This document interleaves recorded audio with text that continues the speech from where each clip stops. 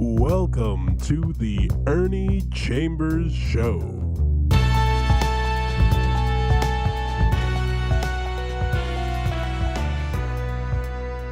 Brothers and sisters, friends, enemies, and neutrals, I'm going to start this program today with a letter from a dear friend of mine who no longer is in this world.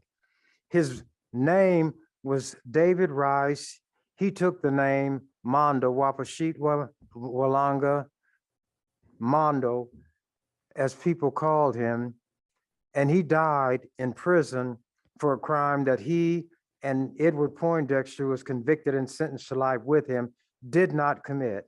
I won't go into all that, but he was so intellectually endowed that the Washington scene was one that Mondo kept apprised of, the Omaha scene, the New York scene. His mind, his curiosity never lessened simply because they had him in bars, behind bars. They could encage his body, but they could not encage his mind and his spirit. So the Lincoln Journal-Star gave him a regular slot to write a regular editorial piece. And this one was dated May 18th, 1988. And it says, "Brains Integrity, Keys to Chambers' Success," by W.M.E. Wilanga. And by the way, when Mondo died, I don't know how he arranged it or who arranged it, but an African took his ashes to the top of Kilimanjaro, which rises from the plains of the Serengeti. And when a wind came, he spread Mondo's ashes and they were dispersed in Africa, pursuant to what apparently Mondo wanted. I have so much respect for this man that even though he was locked up in the Nebraska penal complex, I'm pleased that he wrote these words. And under his name is Special Correspondent. Senator Ernie Chambers, running unopposed on May 10th, received another of his many votes of confidence from the predominantly African population of district election in Omaha. Ernie is and has been so popular among his constituency that not only is it considered a foregone conclusion that he will retain his legislative seat anytime he runs, but there appears to have developed a kind of district mindset whereby it is practically considered a sacrilege for anyone to run against him. A few months ago, when Ernie announced that he was considering giving up his seat in the unicameral, there arose a groundswell of protest. Not only did people urge Ernie to remain in the legislature, but some even felt that he had no right to leave it if he chose to. That was particularly true among Ernie's African constituency. When Ernie announced that he had decided to stay in the legislature, Omaha's African community breathed a collective sigh of relief, but they were not alone. African people in Lincoln and elsewhere in this state, Latinos, Native Americans, and yes, Caucasians as well, cheered Ernie's decision.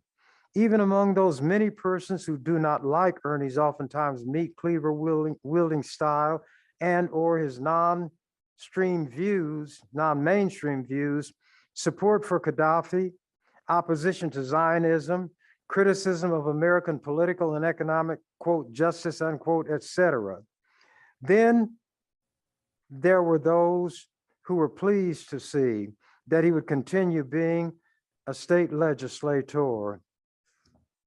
How is it that this lone African member of the Nebraska Legislature has remained so consistently popular among his constituents and so respected by both his constituents and others? The two keys to Ernie's popularity and respectability are integrity and intelligence. Many of us have become very suspicious and cynical about politics and politicians, and justifiably so. What we typically see in politicians are endless double talk, style without substance, and the exercise of a philosophy of political expedience. In politics, we see unprincipled vote trading, pork barrel rolling, media packaging of candidates instead of discussion of real issues, and other such mystification and manipulation of the public.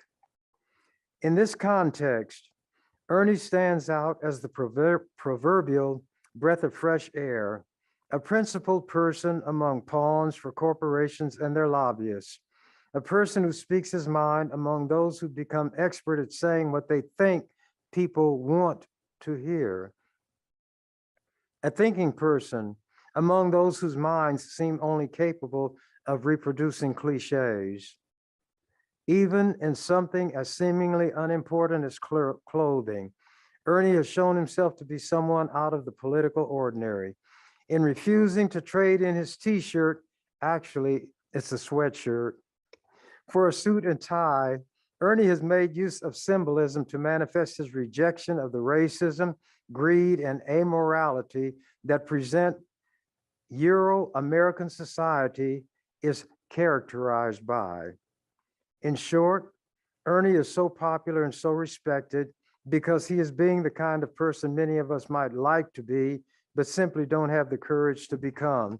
That wasn't just to boast, it's to bring forth a contrast.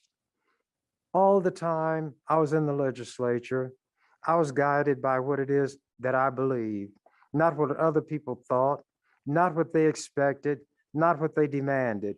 And as far as the clothing that I wear and wore then and down through the years, if it was good enough for the people who gave me my living while I was a barber, it's good enough for anybody. And if they didn't like it, they didn't have to look at me. When I first went down there, they thought that they could put me in my place by treating me the way they thought Black men should be treated, I suppose. One senator, and this was written about in an article, he was rotund, that means large, said that perhaps they ought to start thinking about a dress code. And then, as the article pointed out, Senator Chambers immediately rose to his feet when that man sat down and said, if you're going to impose a dress code, include in that the idea that these senators need to wear deodorant. And I looked at the fat guy who had stood up and made the comment, and for some reason, there was never any mention of a possible dress code anymore. And I couldn't always tell that they had accepted the hint about using deodorant. But I was in that legislature, not of that legislature. I was going to be in that place what I was in my community, even more so. And my giving, I didn't take an oath. I gave an affirmation, a promise that I would do to the best of my ability those things that a person in the legislature would do. And to me, that meant anybody, male, female, old, young, Black, white, Native, Latinx, Jew, Gentile, Catholic, all of these labels. Have you noticed? Not one of the labels that I've used was produced by Black people. White people are the ones who label and package people and then treat them negatively accordingly. I didn't care about the labels. All I cared about was the fact that this is a human being. And if that human being, regardless of all these labels, fell within a realm where when I gave that affirmation, I would look out for those kind of people because of the injustice they suffered, that's what I would do. I've got stacks of letters. I didn't realize I was accumulating them. I guess the lady who worked with me didn't throw them away. But going back to shortly after I got in the legislature, people saying they had never seen anybody like me, that they would call on me when their own senator would not even take their call, things that might seem incredible, meaning unbelievable. They did not expect that I would be the kind of man that I am. They expected me to be the kind of person they would be were they in my situation, where the labels that are attached to people would dictate how they treated that person. I don't have enough confidence in the judgment of other people when it comes to judging others to accept at face value what they say about somebody else. I would tell everybody that if there's going to be any contact between you and me, you will set the tone, and nobody can treat me better than I will treat them. Consequently, I was the one that people turned to when there was no place else to turn, nobody who would even listen. For those who saw Star Wars, there was a guy, he was kind of a mystic, and he went by the label Obi-Wan Kenobi. And whenever people got in trouble, they summoned him, and he could appear anywhere in the universe in Star Wars. They traveled a lot faster in different ways from what we do in reality. So some people were on this planet that was about to be destroyed. And this lady, Princess Leia, looked at it and gave the plea, help us, Obi-Wan Kenobi, you're our only hope.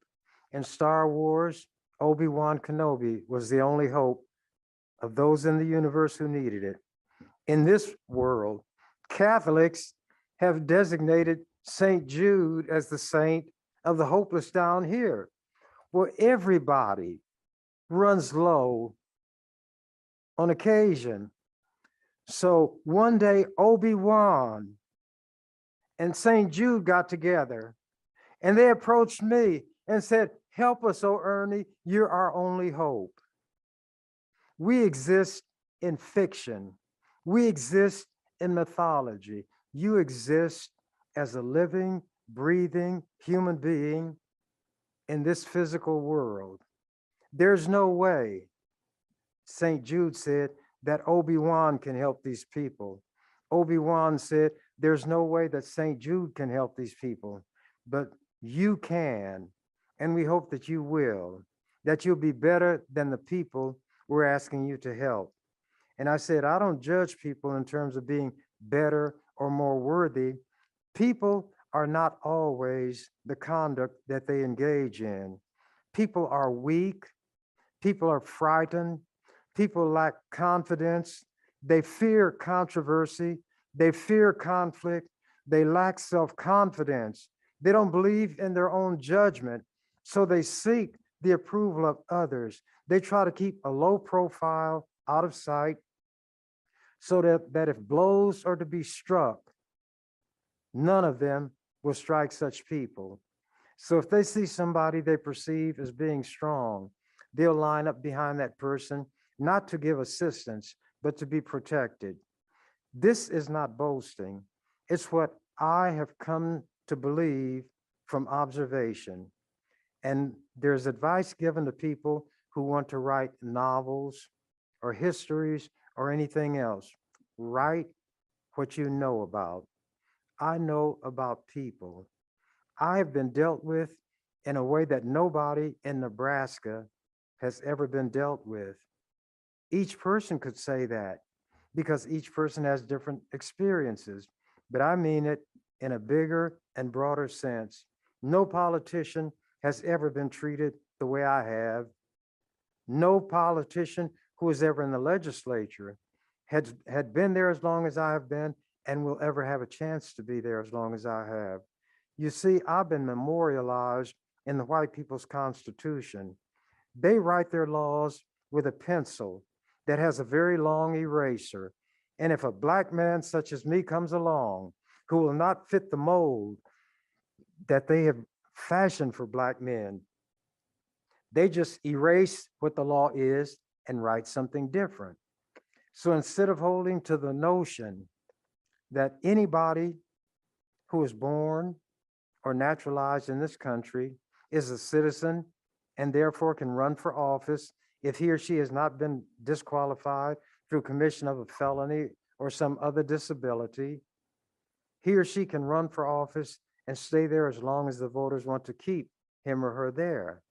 Well, when it became obvious to these white people that black people are intelligent, black people are concerned about what is in their own best interest, and consequently continue to send me back there among those heathens to do the work that needed to be doing to the extent that one man could.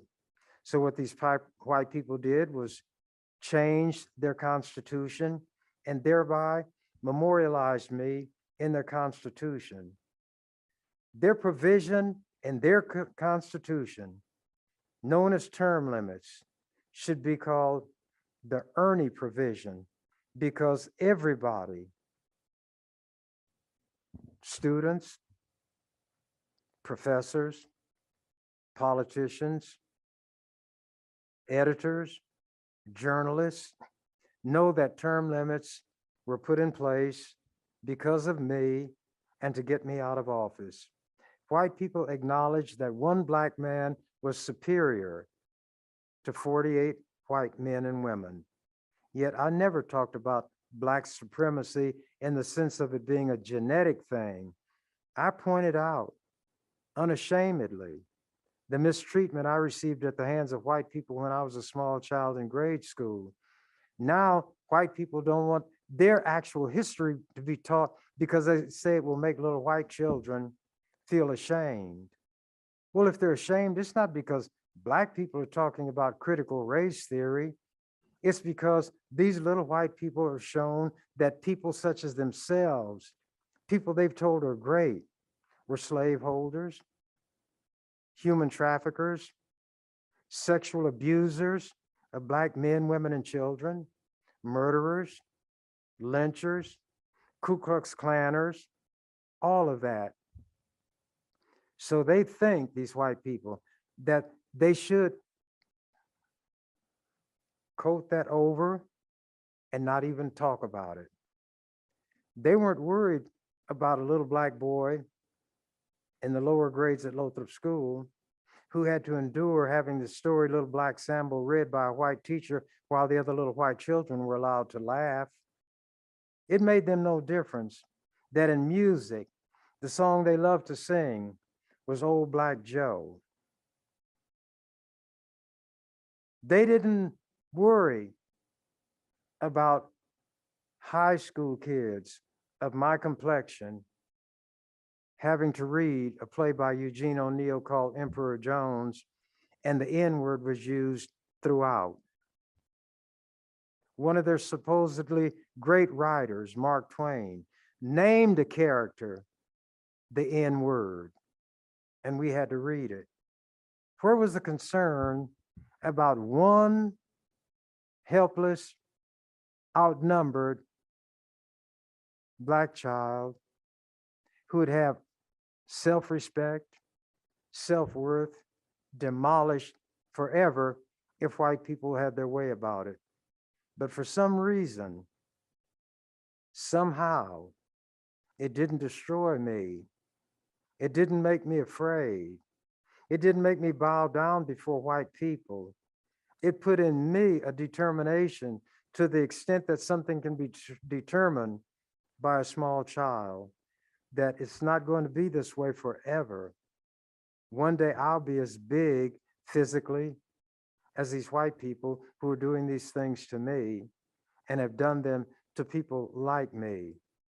And I told the people in the legislature on several occasions, if you all hadn't mistreated that Black child who didn't know how to fight, who couldn't fight the way you mistreated him, you wouldn't have to deal with the Black man that you deal with now, and you fear so much that you alter the rules of your legislature that you own.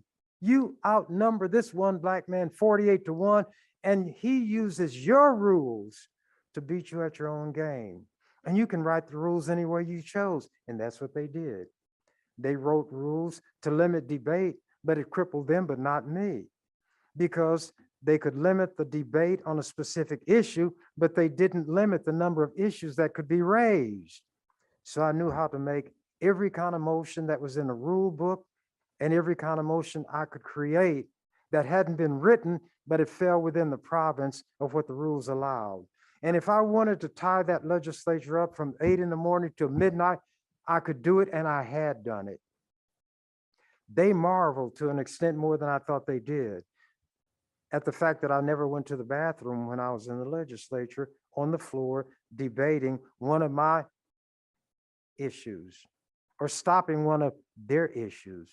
From the moment that we started at 9 in the morning until we were compelled by law to adjourn at midnight, because if we were there 1 minute after midnight, that became a legislative day that was gone. I didn't leave the floor. I didn't sit down in my chair. I didn't use notes. I was like somebody or something they had never encountered before. And since they couldn't cope with me, then they had to find a way to get rid of me. They were not going to murder me. For some reason, they thought if they did something bad to me, the police or any white person, Black people in Omaha would respond in a way that white people didn't want to see Black people respond. And nobody dared put his hands on me. And I'd quote that statement we had as children, a small piece of leather, but well put together. And I had about 250 pounds of weights in the office and a weight bench. And when reporters were there, sometimes I'd get under about 220 pounds and we'd be talking and I'd be pressing it, put 45 pounds on each dumbbell and be alternating, curling and talking like I'm talking to you now. And it was to make a point to them that if you put your hands on me, then you better know what it is that you're doing and be prepared for the consequences. I won't put my hands on you first. And one time somebody asked me that when I was in a sour mood because of what they said. And they said, well, Ernie, it might be advantageous for you to put your hands on a white person first. Why do you say you won't do it? I said, I don't want to be contaminated. White people have rare exotic diseases. And even though they have all the hospitals, the scientists, the medicines, there are diseases they can't cope with, and they're among white people. I say, now maybe that's a curse on you from your God. Maybe your being white, as you call yourself, is a curse. The sun is the source of light and life. Plants flourish because of sunlight. Without light, they can't live. There can be no photosynthesis. But if you're in the sunlight, you burn, as you call it. You get skin cancer. That which gives life and health to other living things give you the most dread disease that white people could get, skin cancer. And white people, for some reason, don't like it when one Black man gives in small measure that of which they heap upon us from little children on upward. You know why they could make Black men shuffle, put their head down, not make eye contact with white people? Because white people could always get a mob together and take that person's life after torturing that person. They would castrate Black men alive. All these so-called pro-life people who think that no woman should have an abortion regardless of anything. There are recorded examples of pregnant Black women being taken out and beaten until the fetus was expelled. Then if there was any life in it, they deliberately would crush the skull. This is white people's history, and they don't want it taught. It's in their books. There were contemporaneous, and that means at the time something happened, accounts of it given. Governor Bradford, I shouldn't tell you what colony he was the governor of, but Massachusetts. There were Native people all over this country. And you know what those Christians would do? They would cut the heads off Native people and kick them in the streets. This was described by the colonists. And they were made to know that there are certain parts of town where they cannot take the severed heads of these natives and fry them, not to eat them, although sometimes they did eat dead bodies. And there are records of white people out in the wilderness acknowledging that things had gotten so bad that they would bury a corpse this morning and dig it up before the sun set in order to have food. White people committed cannibalism. there are some people who know about the Donner expedition in Colorado for white people engaged in cannibalism. You cannot undo history by just covering it up. You can learn from it. You can resolve not to repeat those things, but it's wrong to do what these white people are trying to do. See, all that history does, it serves as a mirror and reflects to anybody who looks in that mirror whatever object is in front of the mirror. So white people, not liking what they see reflected in that mirror, will take a stone and destroy it and say, we're not going to have some things taught in the schools. We're not going to allow certain books to be read. Not that the books are untrue, but the truer they are to the facts that occurred, the more white people don't want those things read. But they did not prevent me from reading books. I read their books. I mastered their English. And when I went to Creighton, out of Tech High, which was supposed to be a dumb school, tech was for technical. You can learn about auto mechanics, woodworking, printing, the things that you needed to know how to do to make a living. I didn't take a lot of those courses, but I read a lot. And when I went to Creighton, they had entrance examinations. I scored so high on my entrance exam, and you can take it or leave it, that I was placed in what was called honors English. You know what that meant? That I understood the language that white people spoke and wrote better than the vast majority of them.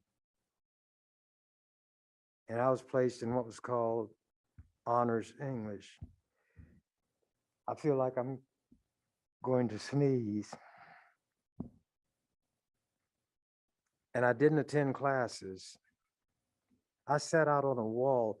The Creighton campus was a lot different from what it is now. California ran all the way from 16th or wherever it started up past 30th. But now the campus has been built like any other campus, and streets don't go all the way through. But anyway, outside the administration building on California Street was a wall, not quite waist high. And I'd sit out on that wall all day. And white students, white professors, priests would come and sit down and talk to me, or rather listen. And there I was, a relative youngster who did not attend classes. And I did not know that it was really something out of the ordinary to carry 18 hours when you were in college. You get an hour for each hour you spend in class. It was nothing for me to carry that many hours. And by the time I became a senior, I had so many hours that I just stopped going to classes altogether. And at Creighton, you had to take oral exams in whatever your major was. Mine was in history. So they had 4 or 5 white men sitting around a table. There were no women teaching up there.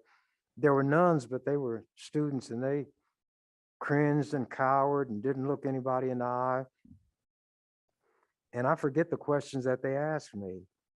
I don't know whether I passed those oral exams or not, because they probably would have been so happy to have me off that campus that they would have passed me if I didn't answer a single question. But not every professor was that way. There was one who taught biology, actually zoology.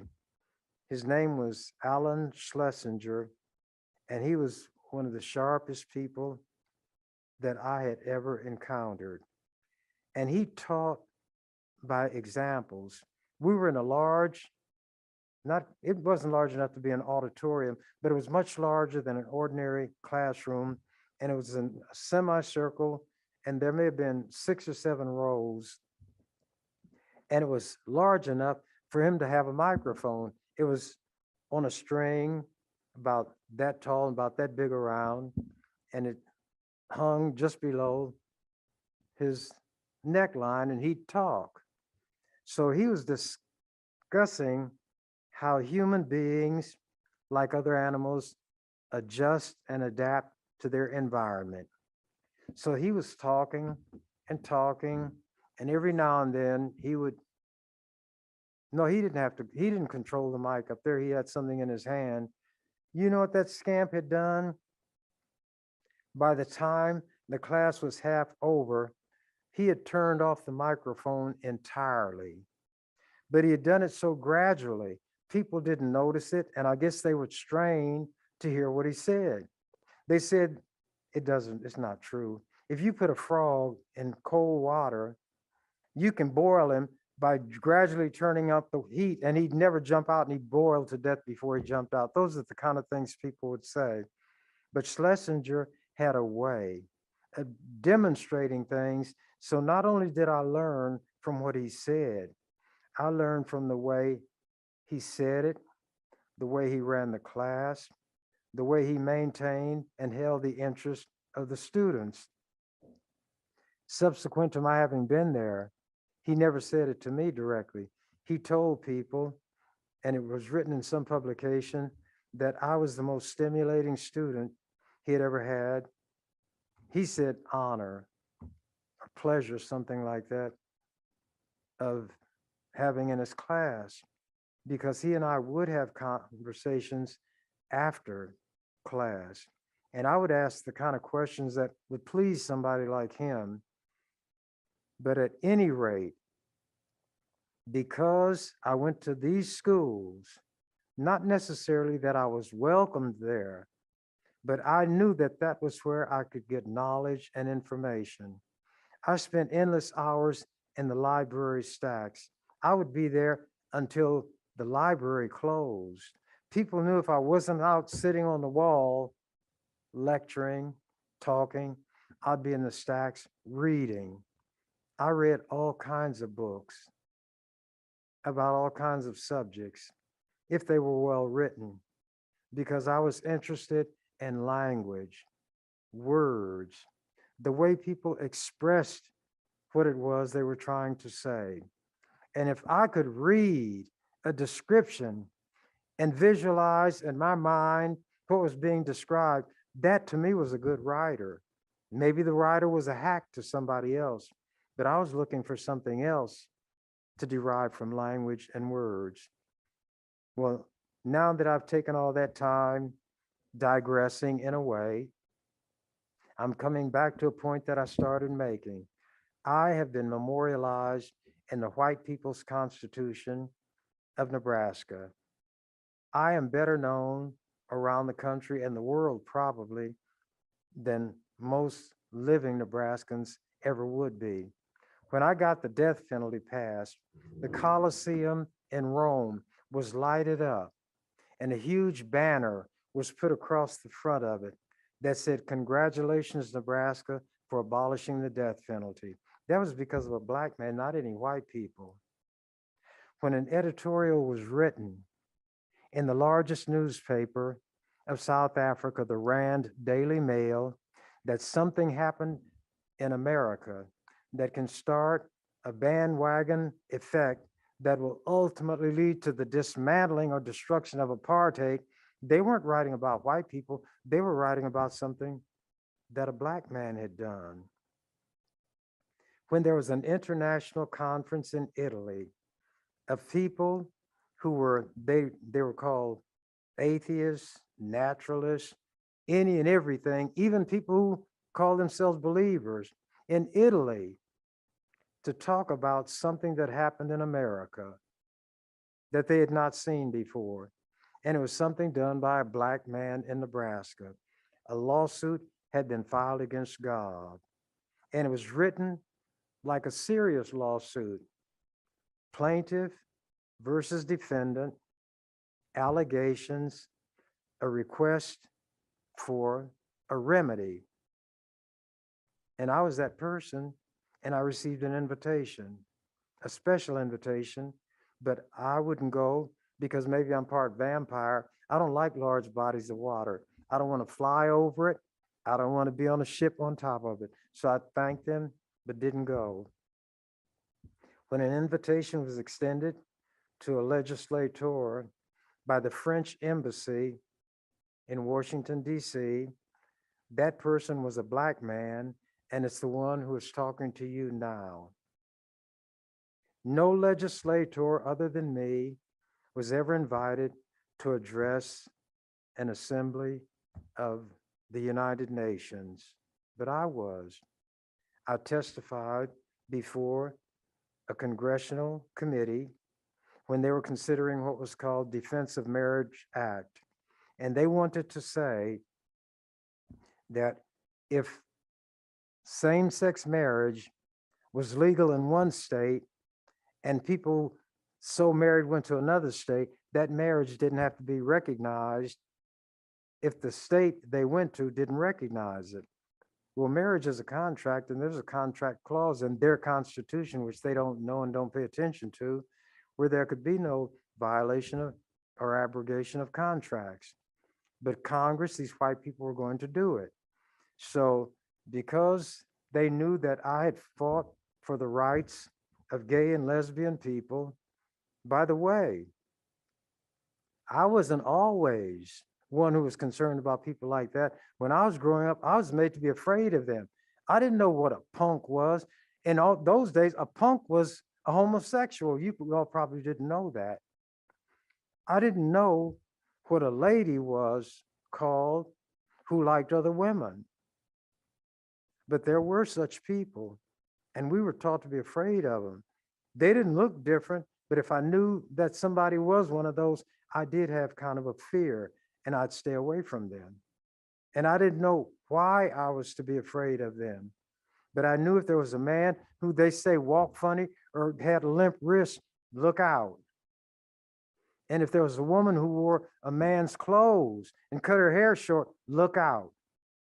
When I first went to the legislature, I didn't have ideas that backward, but I still had a negative attitude toward people who were gay if they were men, lesbian if they were women. I didn't mistreat anybody, but I didn't feel comfortable. But then when I began to read articles and see how badly these people were treated, they weren't just left alone like I left them alone. They were beaten, they were tortured, they were murdered, and I felt that that was wrong. These people never bothered me. I didn't even know what they did that made them so horrible, but whatever it was, they never tried to do it to me. So I didn't have any natural, as you might call it, hatred for these people or desire to see bad things happen to them. I saw people who, because of what they were, could be murdered and nothing would be done about it. And that there were such people in Nebraska, and they could not get jobs. They could not get a place to stay if people didn't want to give them a job or a place to stay. So I started pushing legislation to protect their rights. But I cannot take credit for having offered the first legislation. There's a white man named Tim Hall. We became very close in terms of working in the legislature. He had one of these kind of people in his district who asked him to bring a bill that would put gay and lesbian people among the protected classes of groups in Nebraska. But because I knew the way people felt about those people, and Tim was, I felt, a friend as much as I could be a friend to a white person. I said, Tim, you shouldn't bring that bill by yourself because people are going to be against you like they're against the ones you're trying to help. So I'm going to put my name on the bill with you. And from then on, I became the strongest advocate. And that doesn't make me a hero. It doesn't make me anything other than a decent person who would want to see others treated the way that I wanted to be treated.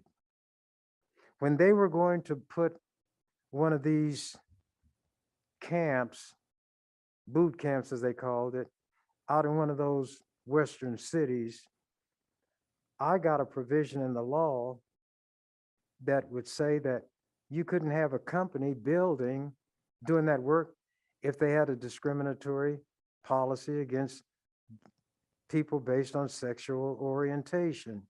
I talked about it so much that eventually it wound up in the lawyer's code. There can be no discrimination because of all these things or sexual orientation, and judges could not do that. But one judge did violate that principle by refusing to allow an adoption by two women who were married. I filed a complaint. The Judicial Qualifications Commission threw it out. That was months ago, but I'm working on writing a response and going to reveal and expose what they said because their answers are supposed to be confidential. That means secret. And the Bible said they hated the light and loved darkness, for their deeds were evil. So that is a constituency that I felt obliged to do all I could to help. That was why I was invited to this congressional committee like no member of the legislature ever had been. And I gave my strong views about how wrong their attitudes were. And they asked me, well, if you believe that people of the same sex should marry, do you think that there should be multiple marriages by somebody? I said, well, as you know, there was a state where that was done until it was outlawed. It was called polygamy. And they said, well, how do you feel about that? I said, I don't feel anything about it. But I'll tell you what I did read one time about a Muslim who was in charge of a country, and he could have had multiple wives, but he chose not to. And they asked him why. He said, it's not that I don't like women. He said, but there's no way that a man could have several wives and not eventually settle on one more than the others, and they would detect that, and it would bring about confusion. So since a man could not have all of these women and treat them all exactly the same, it was not a wise thing for a leader to do. So he had only one wife. His was based on intelligence. So that was how I answered the question about multiple wives. And then I said, but it's an odd thing that you all are talking from a position of morality, but the state that one of your fellow congresspersons come from recognizes what they call cohabiting. In other words, if two people live together long enough as man and wife, then they're recognized under the law as being married. And they went through no formal ceremony, but it was their relationship that created the rights of married people and the obligations. So on the one hand, you're going to tell these children how they're supposed to be chaste and wait till marriage to have sex and so forth, and don't deal with somebody of the same sex, yet your state recognizes that if people live in what y'all call sin long enough, then that sin no longer is sinful. I said, that's how irrational all this stuff is. You ought to learn to leave people alone. You ought to all get off crotch watch. I said, and if you didn't get it, crotch watch. Don't you be so concerned about what other people do with their crotches. Just take care of your own. But they passed such a law anyway. And guess what happened? The United States Supreme Court struck it down as unconstitutional. So I, the nut from Nebraska, who was invited to testify before the committee, maybe they thought they would have a gay old time with, I shouldn't say gay, a fun time with me because I had to be ignorant. But they got a notion of how I conduct myself and how my mind runs, how their badges and titles meant nothing to me. On the desk in front of each person or the table was a name tag with the abbreviation HON period and then the name. Well, that stands for honorable. They can't write all that on there. But before I went there, about a month or so, I had read about this Black woman who worked in the cafeteria, the congressional cafeteria, And she, as older Black women tend to do on occasion, will refer to everybody as honey, but some of the white men took offense at it and they had her disciplined. I don't remember whether they fired her or not, but as I was talking, I said, oh, I said, I see that HON in front of each one of your name. I'm proud of you for that. And they looked, and I mentioned what had happened to this Black woman. I said, so obviously the word honey addressed to you is no longer offensive. And to let everybody know that you're not offended when you're addressed as honey, you put it as a part of your official name, honey. And then somebody said, well, that doesn't stand for honey. I said, you think I don't know that? I said, it stands for honorable, whether the one who has it before his or her name can even spell the word. It's routine. It's a word that doesn't mean anything. I said, in fact, it reminds me of something. There was this Black gentleman who was testifying in court, and we are respected nowhere. The honorifics of Mr., Miss, Mrs. are not allowed or are not acceptable when a Black person is being addressed. So this Black man was sitting on the witness stand, and the judge looked at him, old white judge. He said, I understand they call you Colonel. Is that right? And the Black man said, yes, Your Honor, they call me that. He said, well, I don't know why they would call you Colonel, although you're not old enough. Then he stopped.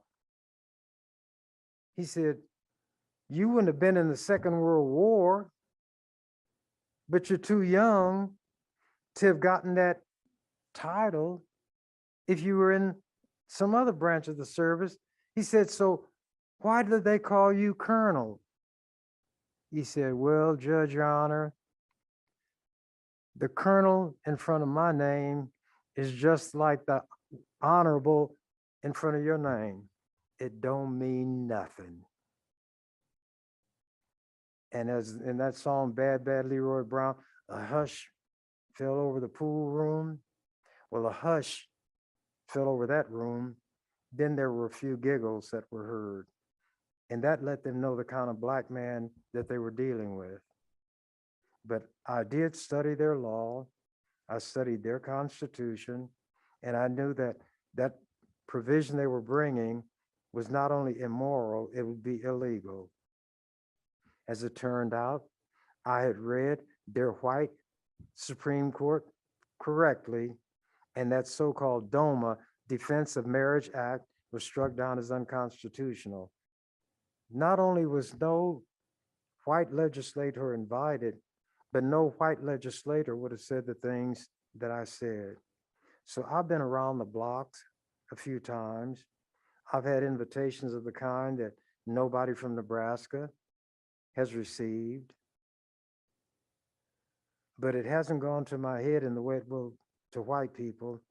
What it does with me is create a type of simmering anger that a person has to be so far and away more outstanding than white people just to be treated halfway like a human being. And then it's not out of respect, it's out of fear.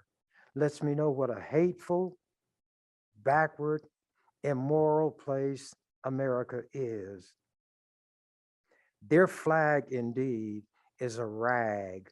They don't even know how it is to be displayed.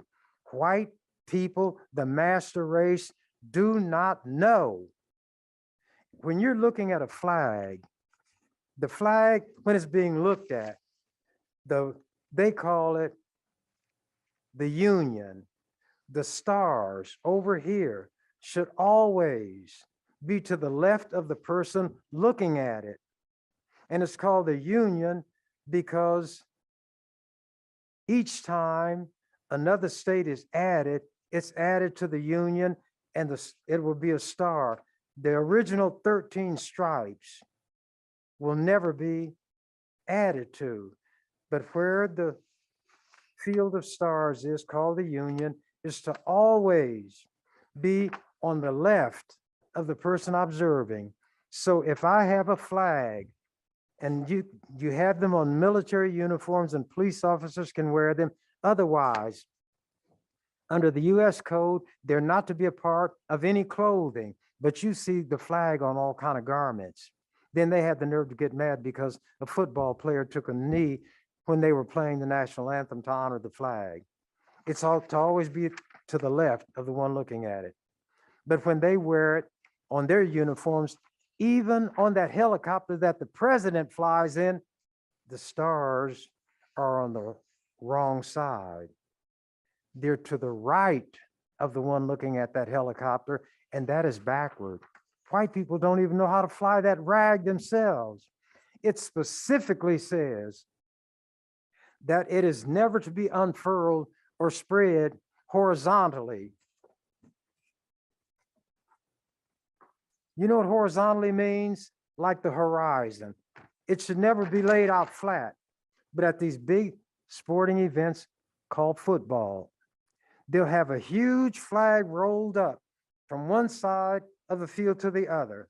They have military people, cops, and others unfurling that flag. How? Horizontally, which is where it's not supposed to be. The US code says a flag should never be part of an athletic uniform. All during the basketball tournaments, they wore flags. They wear flags on football uniforms. The referees wear flags, and they're always backward. But it also says a flag should never come in contact with the ground. But when you got a flag on your helmet or on your uniform and you hit the ground, the flag is on the ground. They don't see that as being wrong. This is how crazy, how irrational white people are. And now by me telling the truth about them, they'll say, I'm preaching hatred. You know why they call it hatred when I tell the truth? Because a black man is not to speak about white people like this. They would rather I curse them out than tell the truth about them, because the truth about them is worse than any curse word I could contrive to describe them. How about all those things? And if you think I'm not telling the truth, from my study of history, I know the importance of documentation, sources, and so forth. Go to the US code. I don't know if they have a copy at the library, the public library, but they have one. If you can use the library, due to the pandemic, you may not be able to. Maybe you can find it on what I call the gadget, the computer. Look up the US code under the flag, and you'll see all the requirements of it. By the way, it's not to be used as a part of an advertisement either, but it's on garbage trucks. They put it on underwear, all the things that it says don't. But then when these black men and some white men with them took a knee when the so-called national anthem was played, everybody was outraged because it was disrespecting that rag. But when the Ku Klux Klan came, they had the rag. At all of the lynchings, they flew the rag. And I'm supposed to honor a rag when every time I've seen it, it's been a symbol of oppression for black people, not just being called names or told you can't drink water, but your life would be taken just because of what you are, not for anything you did. And that is the history of this country. This country was built on slavery. I'm working on a piece that I'm going to send to the World Herald to show that when these white people, they don't know what critical race theory is anyway. But to make it simple, If anything, they'd love it because it doesn't make individuals responsible for their racism. What it says is that racism is embedded in the systems that comprise this country, in the legal system, business, and everywhere. It's almost like giving individual white people a pass that you're the way you are, not because you're a bad person, but the system of which you're a part inculcates that into you.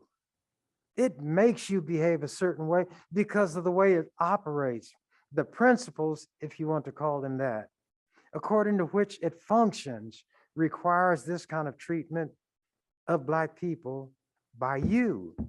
You're a good person, but the system of which you're a part is bad.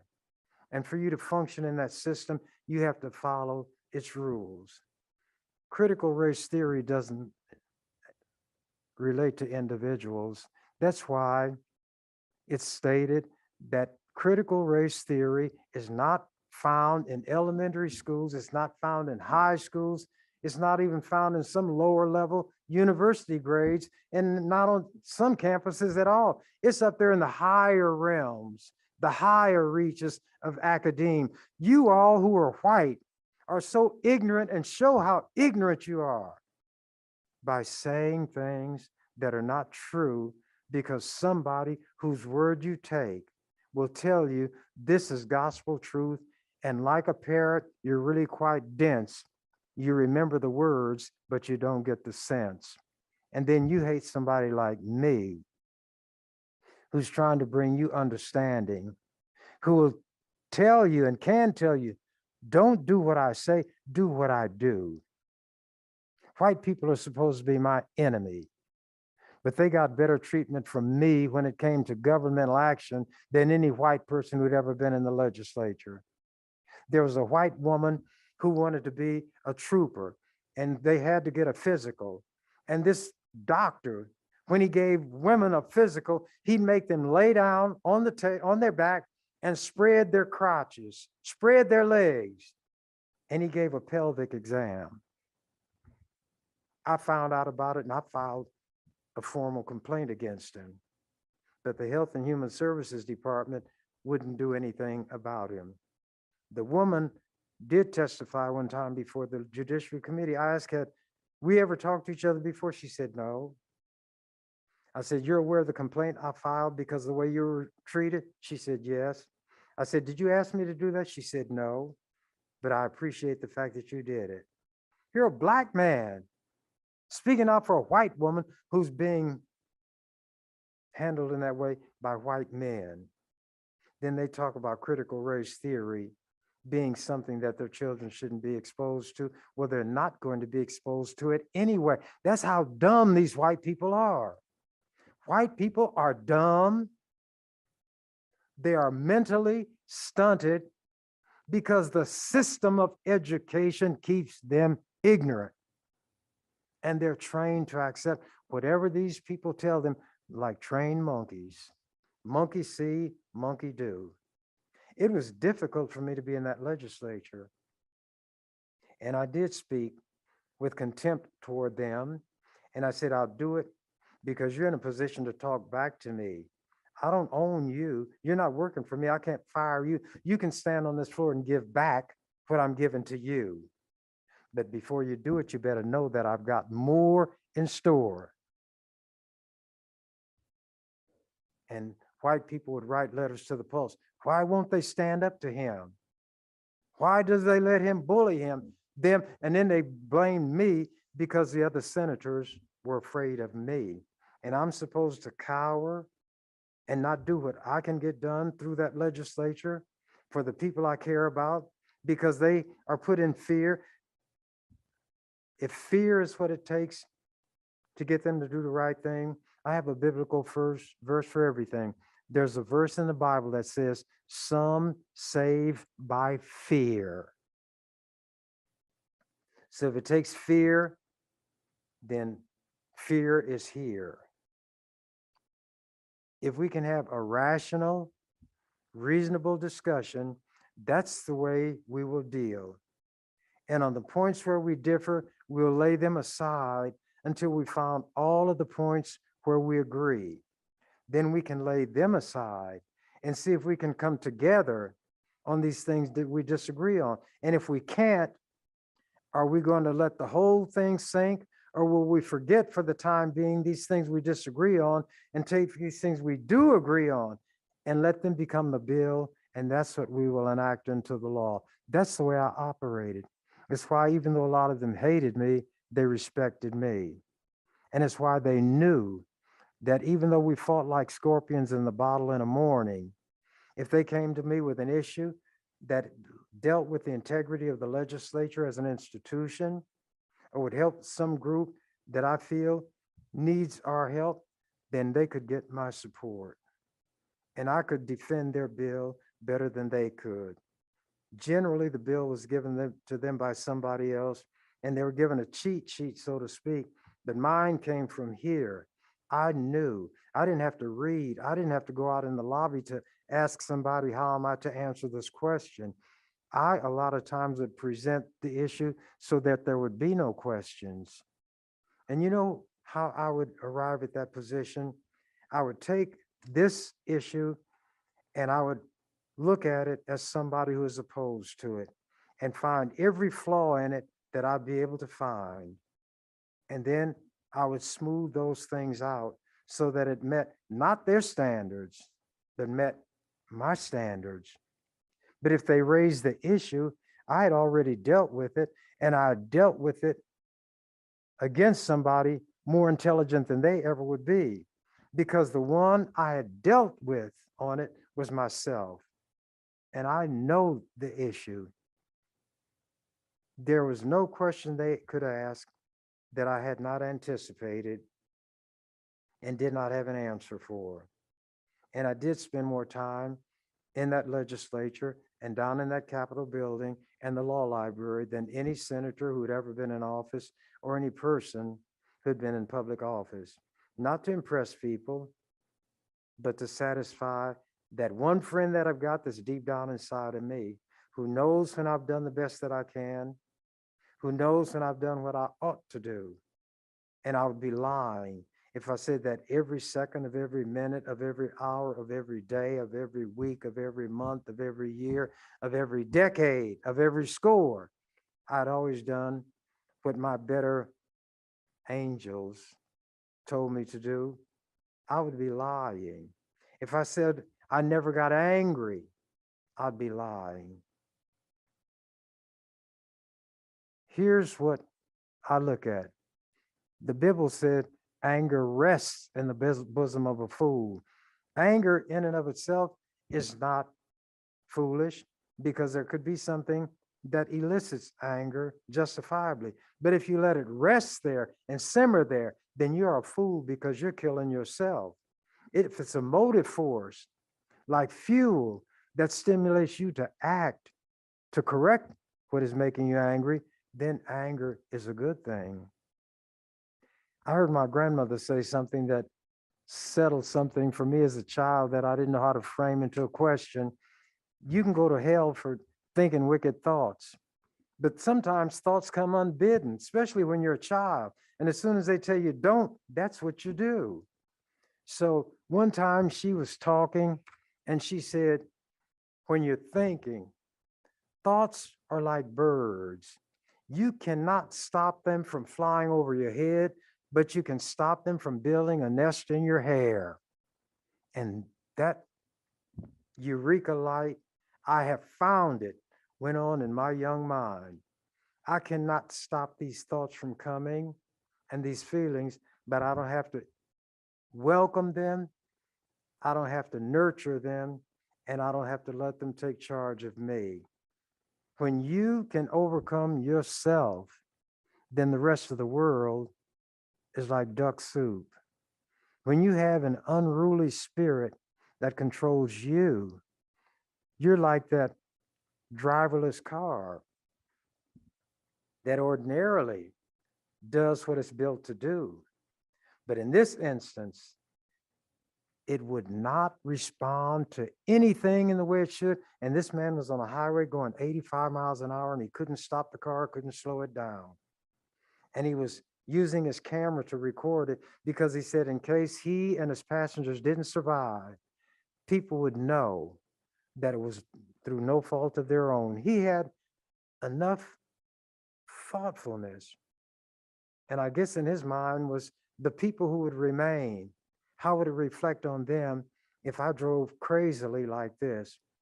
But as it turned out, the thing wound up, he somehow engaged the brake or something and was able to get it off the highway. So don't let certain things control you. Set up in your mind, for your sake, what it is you believe is right for you to do. Believe in yourself, trust your own judgment, never give up, and never quit. A term they used to apply to me was relentless. Relenting means that you yield, you give up. If you will not resent, if you will not give up, if you will not relent, then you're relentless. It means you're going to continue striving and pushing, and nothing and nobody is going to turn you aside with threats or whatever. All of those 46 years, I never carried a gun or a knife or had bodyguards. I even went to hostile cities.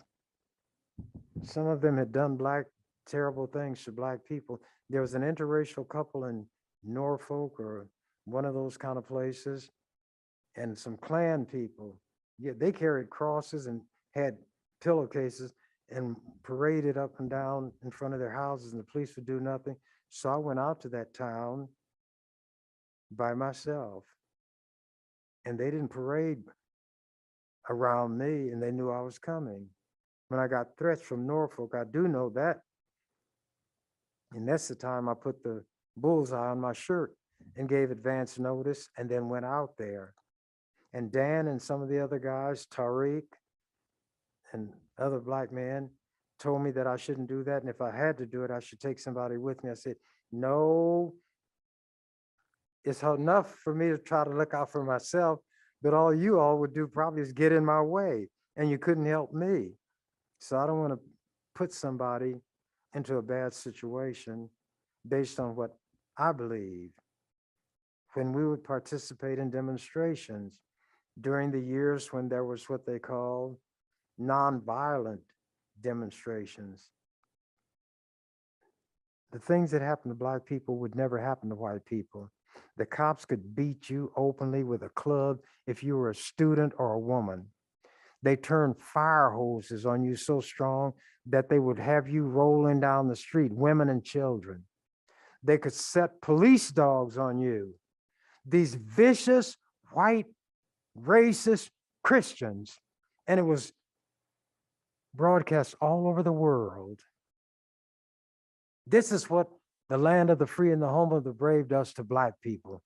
Non-offending, harmless, non-violent people doing what they're doing because promises were made to them by these white people about it being the land of the free and the home of the brave, but they forgot to say.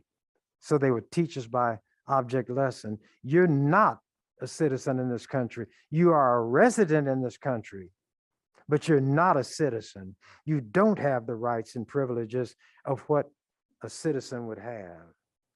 So don't get beside yourself and think of yourself as an American. So I don't call myself an American. I don't call myself a citizen. But as long as I'm here, I demand the rights that they say a citizen has because I was born in this country. And that's enough for a white person to be a citizen.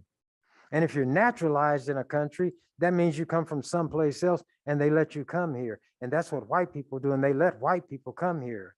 They're talking about opening the gates to all these Ukrainians because they're white. But a young Black man who was here as a refugee was thrown down by a stop. You all saw it on the news. A cop chased him, car not properly registered, and it resulted in him getting shot in the back of the head. Well, some people say, well, he was tussling with the cop and trying to get the cop's taser, but the cop was on top of him. And if the cop had to take the gun and had to shoot him, he could have shot him in a place where it wouldn't kill him. He on top put that gun to the back of the young man's head and pulled the trigger. That was one of the ways they executed people in a mob. And nothing would be done to the cop. And we're supposed to love America. And I'm supposed to say it's the land of the free and the home of the brave. I'm supposed to salute a flag, a rag. It is a symbol of our oppression. Wherever you see an American flag, if you're Black, beware. The cops who dragged Rosa Parks off the bus had on flag emblems. That's what the American flag means. And when the Klan came to burn people's houses down, rape the women, they carried the flag. I think my time is probably up. So I'm going to say what the canary said when he found out the door was open. I'm out of here. Thank you for watching The Ernie Chambers Show. If you'd like to make suggestions, email us at ewcfacts@gmail.com. That's ewcfacts@gmail.com. This has been an EWC Communication production.